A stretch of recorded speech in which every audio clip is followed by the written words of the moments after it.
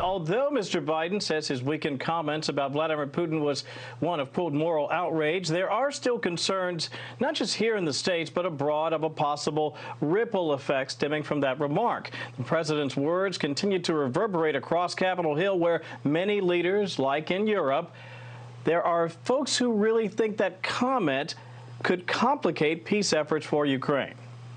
Spontaneous statement apparently was not written in his speech itself, is damaging in that, how does he in the future sit with Vladimir Putin, where he's called for him to be removed?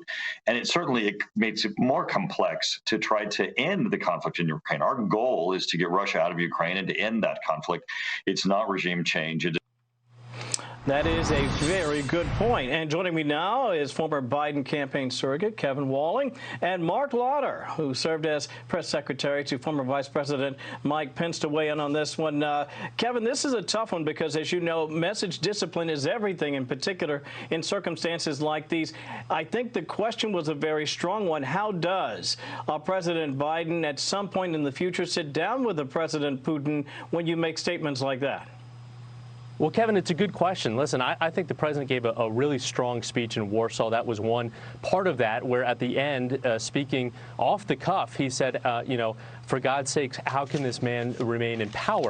I think that was actually a powerful statement. I don't think it's actually been walked back at all. I think every patriotic American seeing, Jonathan's reporting on the ground this morning in Kyiv, images of maternity wards and hospitals being bombed. How could anyone think that Vladimir Putin should remain in power is beyond me. So what the president was doing was expressing, as he said, moral outrage at that. I think, Congressman Turner, I have great respect for him, but he should care less about what President Putin thinks about sitting down with Joe Biden and actually seeing a president commanding the world stage saying quite clearly that not just President Putin is a war thug, a war criminal and a thug, but that he should not remain in power. I think that was a very powerful statement. Fair volley over to you, Marc, especially when you consider the nuance of what Kevin is essentially saying, which is, yes, there's moral outrage here. It's not just here in the States. It's all across the globe. And there should be this groundswell of belief that Vladimir Putin needs to somehow, some way,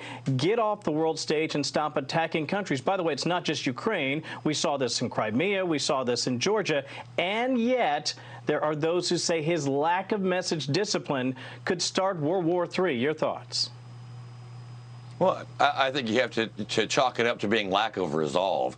I mean, I don't recall any time when you had a president who had to backtrack 3 different statements over the course of 4 days. If you want to show strong leadership on the world stage, then say it, own it, defend it. But what we see here is the president says it, and the White House, the Secretary of State, and many others are immediately going out there and backtracking. If you're another world leader, whether you're an adversary or an ally, you have to wonder, do I listen to what the president is saying, or do I wait for his White House aides or other administration officials to come clean it up? They don't even know who to listen to right now. That's the real rub, Kevin. Ultimately, if you can't rely on what this man is saying, or at least the clarity of what he is saying, and behind the scenes, I mean, we as reporters, we read the cleanup messages on aisle 5. You have to wonder how this is being viewed abroad. He can get cover here domestically from the press. You can't get that when you're talking about international reporters and other world leaders, no? Listen, Kevin, the president just returned from a G7 summit, a NATO summit, where he has rallied the world in the last couple of weeks and months. President Zelensky, in his address to Congress, says President Biden, more than any other president, has done more to support the Ukrainian people. So this is a president who has the resounding support of his fellow world leaders as he leads the free world through this crisis. We're seeing countries acting in unison. We're seeing a revitalized NATO like no point we've seen before in the history of NATO, going back to the 1940s. So look at not just the president's words, and the words of the president are important, and he reaffirmed those words today from the East Room, right. But look at the president's actions as well on the world stage with our allies. Marc, in 15 seconds, your final thoughts of what we need to see more of, especially from the President of the United States.